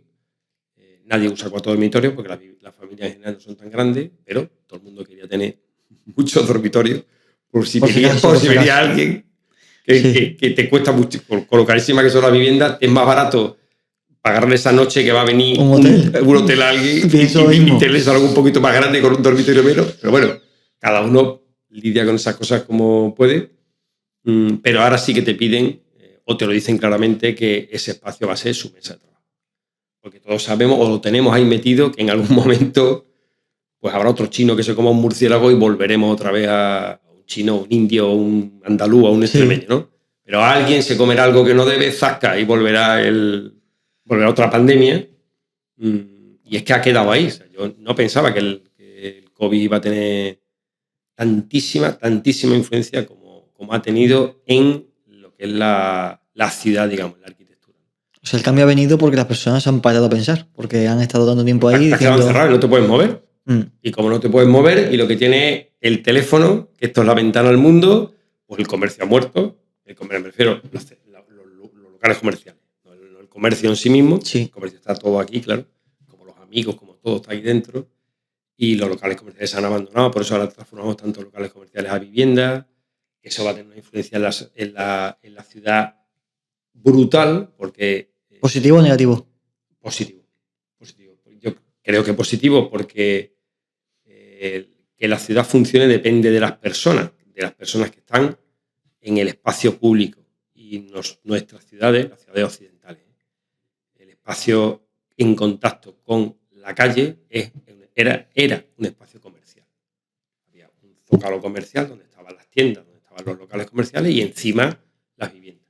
Y entonces, desde el momento en que los locales comerciales ya no tienen función, han desaparecido, pues se han convertido muchos se están convirtiendo en vivienda, con lo cual la gente vuelve a bajar a la calle. El hecho de que la gente esté en la calle es ese libro que hablábamos antes, eso lo decía mucho Jane Jacobs, ¿no? De los ojos. Mientras haya ojos en las calles, hay seguridad. En el momento que no los hay, se acabó. O sea, el polígono del Nevero, por un ejemplo en nuestra ciudad, es súper seguro durante las horas del día, porque claro, está lleno de gente, es muy peligroso y la policía tiene que ir cuando se cierran las naves, como solo hay naves industriales, pues eso pasa con las urbanizaciones de las casas americanas, ¿no? Y españolas, ¿no? Bueno, también ya, claro, exactamente. La vaguada, ¿no? La vaguada es la vaguada, me refiero por poner un ejemplo de un barrio nuestro de aquí, de Badajoz, ¿no? Pues es un barrio que, como sociedad, es un auténtico fallo. Se sabe que eso no funciona, ¿no? Que ese esquema basado en el coche con un consumo de terreno tan masivo para una densidad de población tan baja, pues no funciona. Eso viene... ¿Y por qué se sigue construyendo así? Porque a día de hoy se siguen construyendo urbanizaciones privadas. Un chalet con piscina y un coche muy grande y no, pues sigue siendo un signo de estatus. Entonces, todo aquel que progresa en su trabajo, o la mayoría de la gente que progresa en su trabajo, entiende eso como algo natural. Y se sigue demandando. Pues se sigue demandando. ¿Y cómo es la urbanización más funcional? Pues es que no tiene que ser una urbanización. ¿Cómo debería ser? Debe ser un espacio continuo de la sociedad en el que allá debería ser, esto no, obviamente no es mi idea, eso está tan escrito que basta leerlo para adquirir esa idea, una mezcla de funciones, que básicamente eran nuestros pueblos de antes, ¿eh? Vale. Pues se trabajaba, se vivía, te relacionabas todo en los mismos entornos, ¿no? Entonces había permanentemente un esquema, algo jerárquico dentro de tu calle. Estaban los mayores también estaban allí, estaba el tendero, estaba el zapatero, el abogado arriba, el niño que venía. Tú sabes que te tienes que mezclar con todo ese tipo de gente, ¿no? Tienes que tratar a todo ese tipo de gente tan diferente y tú tienes que encajar en todo ese tipo de gente diferente. Cuando nos vamos separando, en urbanizaciones, por ejemplo, nos vamos encerrando, estamos creando islas dentro de otras islas. Eso es lo más disfuncional. En esas urbanizaciones se le da prioridad al transporte como le estamos dando a día de hoy, que las calles están determinadas por carretera, o es más al ser humano, el transporte, es que el ser humano desplazarse. ha perdido, o sea, por ejemplo, las vaguadas no puedes ir andando. Hay muchas razones por las que no puedes ir andando. Una, desde luego, es la distancia, pero otra fundamental es nuestro tiempo atmosférico. Sí. Con 45 grados tú no puedes andar 10 kilómetros. A la fuerza vas a usar el coche. Esas distancias tan grandes, todo el mundo quiere su coche y todo el mundo lo va a utilizar. Confío mucho en la venida del coche eléctrico y del coche autónomo, en que solo romperá estos esquemas que está todo basado en tu megacoche de 2.000 kilos que solo se mueve para mover a 80. A 80 kilos que pesa uno, tienes que mover 2.500 que pesa un coche. Necesitas una avenida de un tamaño, un consumo de espacio tremendo, ¿no? Eso, que alguna vez lo hemos hablado. Yo de la costa más respetuosa con el medio ambiente es la costa de Benidorm, ¿no? Está todo mezclado en un espacio muy reducido que construye hacia arriba. Todos nos mezclamos, todos los que van se mezclan en el mismo sitio. Eso en muy pocas ciudades sucede, ¿no? Eso había, bueno, ya te digo que está muy estudiado, un signo de riqueza de cualquier parte de la ciudad, por supuesto de la ciudad en total, pero de cualquier parte de ciudad que estudie, es la cantidad de experiencia que tú puedes recibir moviéndote por la ciudad. Por ejemplo, si tú te mueves por la vaguada, la cantidad de estímulos diferentes o experiencias que puedes tener en ese recorrido urbano es uno, porque son viviendas. No puede suceder nada más. Y además lo que ves, la empalizada, o sea, la valla, no hay nada más, no hay espacios para estar, porque nadie espera que estés allí, ni para relacionarte, ni para jugar, muy poco. Están en un sitio muy determinado. ¿Qué referencias arquitectónicas y urbanísticas tienes tú en el mundo? Que digas tú, esta ciudad es súper funcional, muy bien construida, muy bien diseñada, muy bien pensada. Teniendo en cuenta sus culturas y todo. Teniendo en cuenta los cambios de cultura que entiendo que afectan. Claro, es difícil tener referencias de eso porque yo no me dedico a hacer ciudad, desgraciadamente. Si me dedicara a hacer esa escala de arquitectura, tan grandísima, pues tendría referentes de ciudades o tendría referentes de barrios o de personas que se dedican a diseñar esos tamaños de ciudad. En general, creo que cualquier núcleo urbano tradicional, que no tiene por qué ser pequeño, por ejemplo, el núcleo urbano de Madrid pues gigantesco, de París o de Lisboa, de Londres, y el de Badajoz también, cualquier urbano tradicional funciona mucho mejor, muchísimo mejor, y todos lo admiramos, que cualquier ensanche nuevo. Me parece, a pesar de que haya algunos barrios muy determinados en los que se haya conseguido tener éxito y replicar, pero sé que al final que ese es el éxito, replicar lo que sucedía en los barrios o en las ciudades tradicionales, en la que había tanta mezcla de uso, en la que la calle nunca estaba vacía, básicamente, ¿no? Tú te vas moviendo por la ciudad y vas encontrándote ese tipo de ciudades. Eso se llama la teoría de la congestión. Vaya, ¿no? Que tiene poco... ¿En qué consiste? La teoría de la congestión es la cantidad de estímulos que recibes al moverte por la ciudad. Vale. La congestión es mayor, la riqueza urbana es mucho mayor. Eso lo estudió y lo hemos seguido todo como si fuera el flautista de Hamelin, claro. Un arquitecto holandés y lo estudiando sobre todo en Nueva York. La cantidad de estímulos que recibe y cómo se ha organizado Nueva York, que es la ciudad, digamos, por antonomasia en Occidente. Es una referencia entonces. Es una referencia absoluta, sí. A ver si termino de visitarla ya alguna vez. Pues es espectacular. Nueva York tiene unas limitaciones en diseño urbano gigantescas, porque tienes que cumplir unos parámetros de luz, unos parámetros de ocupación del terreno. Cuanto vas subiendo tienes que ir retranqueándote para que la luz llegue a las calles. Tú le puedes comprar al vecino que no suba tanto para subir tú, entonces le compras su... Sí, pero teniendo una trama urbana como tienen ellos, tan... que es española, tan cerrada, sin embargo la creatividad es máxima. ¿Cómo que es española? Pues nosotros fuimos los que llevamos ese tipo vale. Los españoles nos llevamos allí, que parece que los españoles fuimos a matar indios. Sí. Que no. Que también llegamos que seguro que alguno, porque obviamente era otra época, seguro que alguno cayó, pero que hicimos alguna cosa más. Por ejemplo, crear unas ciudades maravillosas, ¿no? Esas retículas, también hacían los romanos, claro, tampoco inventáramos.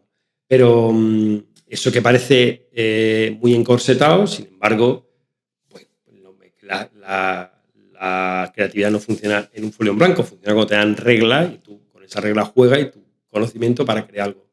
Entonces, este curso estudiaba muchísimo, este arquitecto estudiaba muchísimo, pues el teórico de la congestión, que es el parámetro fundamental en el que él mide y lo lleva a cualquier escala, ¿eh? Quiere decir que esa congestión la puedes llevar a una vivienda.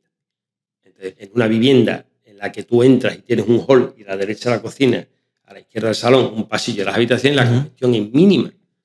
Pero en un entorno doméstico en el que tú vas a aportar experiencia, en el que puedes leer aquí, allí o aquí, porque el sol sabes que va para allá, porque no sé qué, en que las relaciones pueden ser muy diferentes, la congestión en el interior doméstico aumenta muchísimo, muy pedante, pero la congestión en el interior doméstico aumenta exponencialmente y por tanto la riqueza del espacio. Es decir, que esa teoría no solo funciona a una grandísima escala como en una ciudad, sino que funciona también en una pequeñita escala como es, incluso un dormitorio. Sí. O sea, tú puedes organizar tu dormitorio en el que haya muchas experiencias.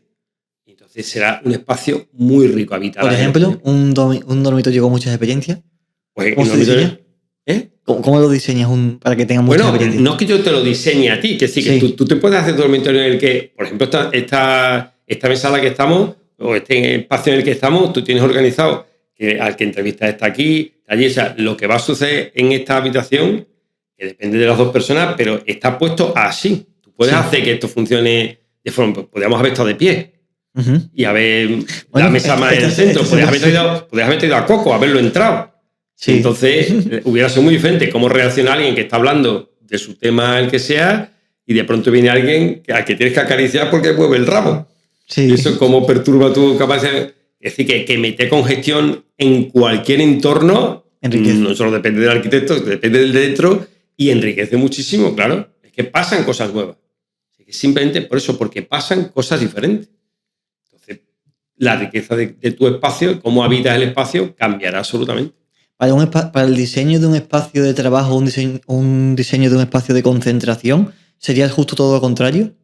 ¿Qué es lo que te concentra? O sea, tu espacio de concentración es el mismo que el mío. O sea, ¿cómo te concentras? Porque, por ejemplo, yo me pongo a veces, pero muchísimas veces, a Metallica cuando estoy dibujando. Yo soy un poco Otras veces me pongo a U2. Y te quiero decir que te puedes poner el mayor ruido del mundo aquí, en medio del cerebro, y tú estás 100% concentrado, no oyes nada. Te ponen a Mozart, por ejemplo, y no eres capaz, por ejemplo, ¿no? Que no tiene por qué ser un tipo de música determinada, me refiero que ¿qué es lo que te concentra a ti? Es que a cada persona nos puede concentrar una cosa. Sí, individual. Claro, es que vea, para ti ¿cómo te gusta? ¿Te gusta la oscuridad? ¿Te gusta la luz? ¿Te gusta ver? ¿No te gusta ver? Recuerdo un profesor mío de proyecto que decía que la tele tenía que estar encendida. No puedes tener... O sea, la tele es la ventana al mundo, tú no puedes proyectar en un sitio, no te puedes meter en una cueva. Tú tienes que tener estímulos. A ese hombre le funcionaba eso. A mí me pones la tele y probablemente no la vea o la desconectas mentalmente. Claro, y llega un momento que dices, bueno, no lo necesito para nada, no me aporta absolutamente nada. Sí.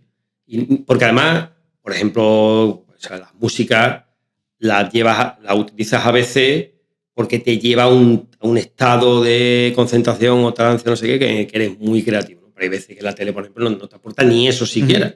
Sí. Entonces la quita. Este hombre decía que no, que a él, eso para él era fundamental. Ese ruido de alguien hablando que de pronto le podía contar de Ucrania, como de no sé dónde, como no sé qué, como podía salir una receta, como arquitectura, como tenis, pues eso a él le enriquecía. Pues digo que es que ¿qué es lo que le concentra? O sea, el diseño de un espacio de concentración es tan sumamente personal que si quieres tener éxito en ese diseño para el cliente, que no tiene que ser porque es éxito para ti, pues entiendo que tienes que conocer muy bien cómo funciona esa persona. ¿Por qué los clientes te eligen a ti y no eligen a otros? ¿Qué crees que marcas tú de diferencia respecto al resto de arquitectos? Pues por la poca experiencia que yo voy teniendo, hay mucho de feeling. Claro, tú te vas a dejar muchísimo dinero en algo construido que probablemente es tu única oportunidad, la que tienes, y es la única, de tener tu vivienda como tú quieres. Sí. Es la única en tu vida porque está la inversión de dinero para la mayoría de la gente que solo hay una oportunidad. Entonces el feeling con la persona es fundamental. El que se sientan escuchados, eso no quiere decir que tú no le tengas que mostrar tu propia idea. Uh-huh. O sea, la idea de él no tiene, de hecho, no debe ser la buena, como punto de partida me refiero. Sí, sí. Porque es muy raro que alguien que se dedica, pues yo qué sé, a la economía, tenga mejores conocimientos sobre diseño doméstico que nosotros. Uh-huh. Algo está mal, o te faltan conocimientos, o te falta habilidad, o ambas cosas, ¿no? Uh-huh. Eso no quiere decir que no le escuche, tú tienes que proponer pero que ellos se sientan escuchados y atendidos, lo tienes que, aparte de que tiene que ser una obligación, lo tienes que usar como parte de proyecto. Entonces, pues no sé si eso por ahí vendrá alguna cosa de éxito. Luego, por supuesto, la gente con la que trabajo, claro, si mis compañeros, los que también llevan el proyecto conmigo, cuando hacemos el proyecto funciona bien, sale en precio ni en tiempo, pues obviamente el boca a boca, pues que tus propios clientes abren a otros clientes de lo que está. Y luego algo tan subjetivo como conseguir un artefacto bonito. Porque la vivienda, son muchas variables. Claro. Bueno, en todos los trabajos hay muchas variables. Los nuestros pues son eso, que funcione el interior, que sea bonito, que esté en precio, que se integre en el entorno, que tal. Pues, todas esas variables, si las vas consiguiendo, pues supongo que y eso, y entender al cliente que lo que te piden es que lo tienes que integrar en tu. O sea, no lo tienes que rechazar porque él como no sabe de arquitectura. Sí. Es que él va a vivir allí, es lo que tú vas a hacer. Entonces, pues eso, atenderlo. Pues digo yo que por ahí vendrá. Y luego, claro, también asumí pues mucha parte de riesgo, claro.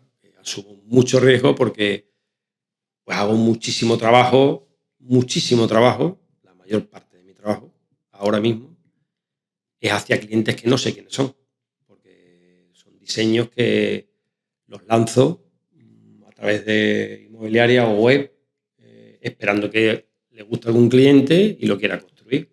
Vale. Buscamos el producto, con lo cual ahí realmente los parámetros de diseño, ahí ya sí que es una labor muy íntima porque no conoces para quién estás diseñando. Yo en el grupo que estábamos antes, los dos, lo comparaba muchas veces con el porno, pero es que es así. O sea, tú tienes que generar algo que sea masivamente consumido y que a todo el mundo le guste. Y no sabes quién lo va a estar viendo, pero tienes que hacer algo que guste. Sí, es una línea muy delgada porque cuando construyes para todos, al final puede que no construyas para nadie. Sí, construyes para una masa.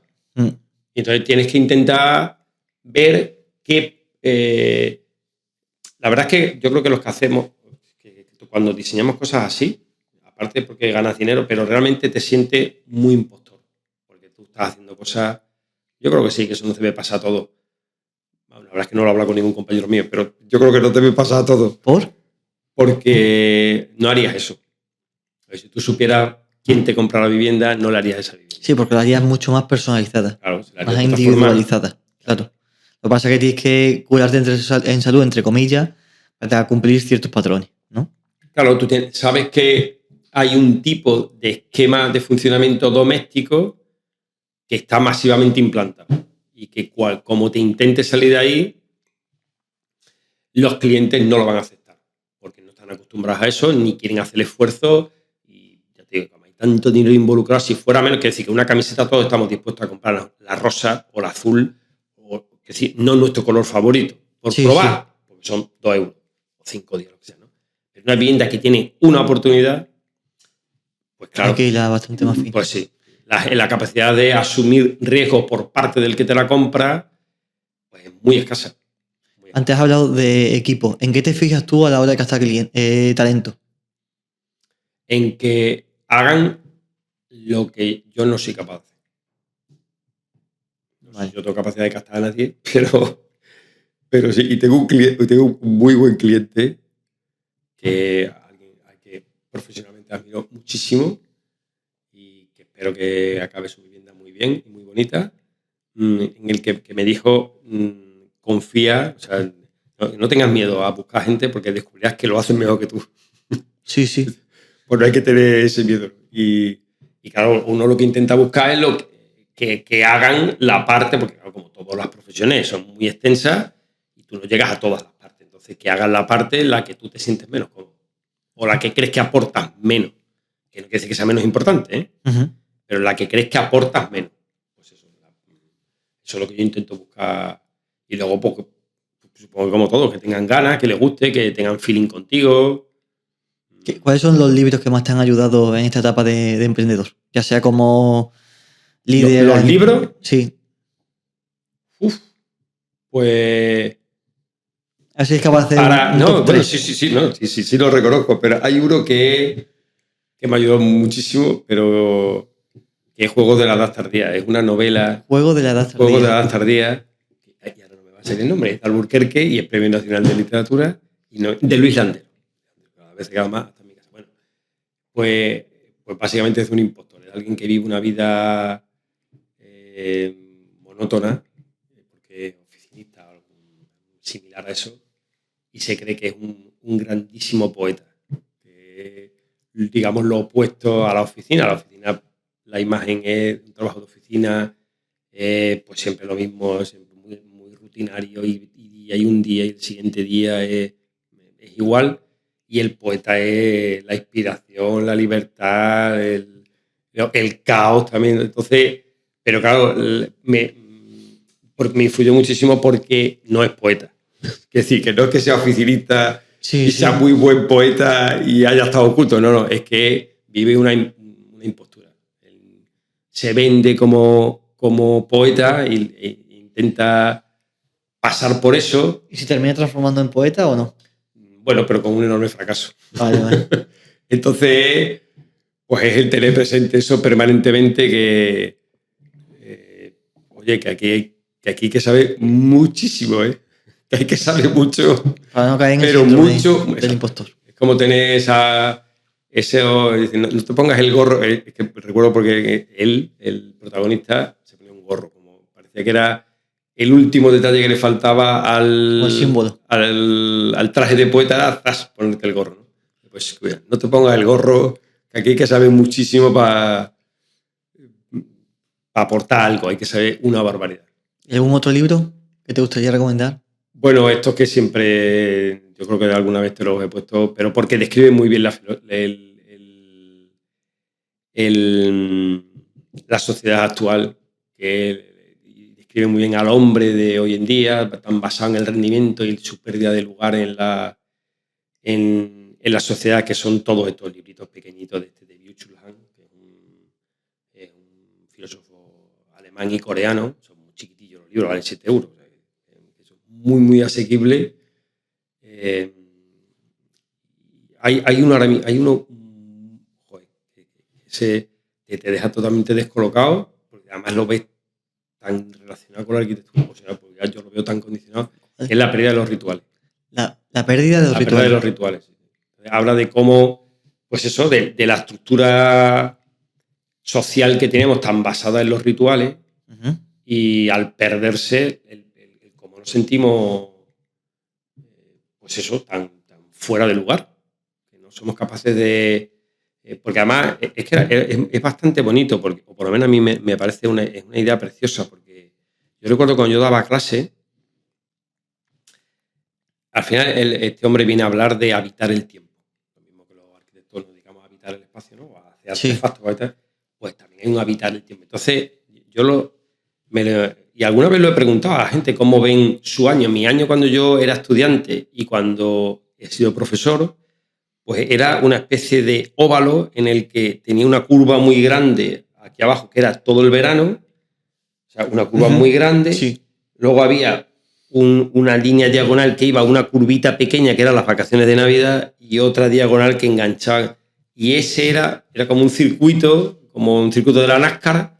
Ese era mi habitar en el tiempo. Entonces yo sabía, bueno, sabemos todo, ¿no? Pues empieza tu verano, cuando llega agosto, luego va a venir el puente de octubre, luego el de noviembre, luego llega de la Constitución, enganchas Navidad, pipí, los carnavales, Semana Santa, los últimos exámenes o la última evaluación. Entonces, ese habitar el tiempo tiene que ver con lo que sucede a tu alrededor. Entonces, antes cuando había pues estas cosas sociales que teníamos, pues el carnaval, la misa, todo este tipo de cosas, todo eso te daba una sujeción al hombre que le permitían contar su lugar. Y cuando eso no lo tienes, pierdes tu lugar. Ya no sabes dónde estás, ya no hay misa, ya no hay carnaval, te vas a la playa y te tienes que disfrazar. Vivimos ahí como en una maraña de cosas que debe ser muy parecida a cómo es el Internet por dentro, ¿no? Una maraña de cosas que ha hecho que nos perdamos totalmente. O sea, la rutina y el hábito es fundamental para mantenerte, absolutamente para identificarte con quién para eres. habitar el lugar, para habitar el tiempo, perdón, para habitar el tiempo. Esa frase que es la que la repite este hombre en ese librito, La pérdida de los rituales. Habitar el tiempo me parecía que también la decía, bueno, otra filósofa, esta Hannah Arendt, ¿no? Esta judía que tuvo que emigrar. Que mi padre ha escrito mucho, hizo un librito después, que me voy.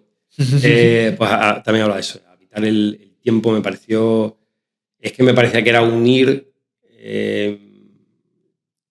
por la parte que nosotros hacemos, que un artefacto con el transcurrir del tiempo. Me pareció espectacular. Entonces, habitar del tiempo, pues si volvemos a la escala, que es nuestra herramienta de trabajo, la escala, tú puedes llevarlo a un año o puedes llevarlo a tu tarde. Cómo habitas el tiempo, pues dentro de tu habitación, dentro de tu... Me parecía las referencias mentales que te aporta esa pequeñita frase, ¿no? Pues pues son esos tipos de frases que lees que te cambian el... Que te inspiran. Sí, y dices, joder, que hay aquí tiene que haber algo más. Como un hilo de una madejilla, le dices, aquí tiene que haber algo más. Y vas tirando, tiene que haber algo más. Y te lleva a otras cosas. No sabes a dónde, pero te lleva a otras cosas. Para que tu experiencia sirva de inspiración a arquitectos que empiezan su vida empresarial ahora, ¿qué consejo o qué recomendaciones darías a alguien que comienza a emprender ahora? No tener miedo, eso es fundamental. No tener miedo a fracasar, a proponer. ¿Cómo se trabaja ¿Cómo se trabaja el no tener miedo? Andando. ¿Cómo se anda? ¿Cómo se hace puesto el movimiento? Andando, ¿no? Pues ponte a andar. Ponte a andar. Probando. Si vas a fracasar, seguro te garantizo que fracasas. No te vuelve malo de Federer, ¿no? Federer sabe que de cada 2 pelotas que juega, un poquito más de una, sí, la gana, pero el resto lo pierde. Seguro que vas a fracasar. Seguro, no hay duda ninguna. Pero bueno, pues asúmelo y ahora ponte a moverte. ¿Y qué más consejos darías? Fórmate muchísimo. Nunca considere que sabes. Es suficiente, ¿no? Porque lo más probable es que tengas razón. O sea, si consideras que no sabes, lo más probable es que aciertes. Porque es verdad, nos falta tanto conocimiento y la valentía del ignorante me da tantísimo. Joder, pues eso, lo de juego de la edad tardía. Cuidado que no eres un poeta, ¿no? Que porque hayas hecho 4 ripios, no eres un poeta. Pues eso. Pero pues lánzate si no pasa nada. Claro. También te lo digo yo que tengo un colchón que funcionaría o no. Sí, pero también de esa Atalaya es muy fácil hablar. Aquí también estamos una vez. Si nos quedamos con las ganas de... Claro. ¿Qué es mayor, el miedo a fracasar o el miedo a que en tus últimos días digas, joder, me arrepiento de no haber hecho esto, no haberlo hecho otro? Pero es muy personal esos miedos, ¿eh? No todo el mundo tiene ese miedo. Sí, claro, hay gente que no. No todas las experiencias hay que probarlas, ¿eh? Sí, por eso. Bueno, de hecho, también hay personas que no tienen por qué gustarle el emprendimiento y ya está. Por ejemplo, ¿no? Pero sí, a mí sí, eso sí que sí que alguna vez lo pensaba, digo, joder. Y ahora lo veo, ¿eh? Digo, madre mía, no hice eso y ahora ya no hay oportunidad. Ahora ya sí que no, o cometí admitía que el error y eso ya es insalvable, pues lo tienes que aceptar y vivir con eso. Ujú. Pero si puedes proyectarte un poco en tu futuro y no quieres verte en una determinada posición, tienes que tomar acciones ahora. Pues hazla. Obviamente decirlo es muy fácil, ¿eh? Hacerlo es súper complicado, complicadísimo. Pero sí, el miedo nos atenaza a la mayoría, a mí, por supuesto. Y no lo tenga. Y otro que daría, lo que pasa es que yo esa habilidad no la tengo, qué pena, es otra de las habilidades que no tengo, una más, que es cuidado con de a quién te arrimas. Cuidado a quien tienes al lado. El círculo es No tengas fundamental. miedo a alejarte del que no te aporta. No quiero decir que no te aporte dinero, ¿eh? Sí. Cuidado Entiendo. que hay, que tenemos unas inercias personales de mantenernos cerca, que debe ser, supongo que también unido al miedo, de gente que no te aporta nada y te sientes unido a ellos. Yo esa lo tengo y me Sí. cuesta muchísimo y al final te crea unas obligaciones que no valen para nada. No tengas miedo. Lo mismo que no tengas miedo a hacer cosas nuevas porque vas a fracasar, no tengas miedo a... Eso lo entiendo porque, de hecho, también se ha escrito sobre eso, que hay más miedo al estar solo que al sentirse atacado, violentado, frustrado. Que eso fue estudios que se hizo en campos de concentración nazi. Que había personas que preferían el maltrato a dejarlas solas. Es decir, Joder, solas pues es verdad, ¿eh? sufrían más. Sí, Es pues. decir, echaban de Es menos eso, sí. el Es que les maltraten. maltrato Qué hasta ese barbaridad. punto. De hecho, morían antes estando solas que siendo maltratadas.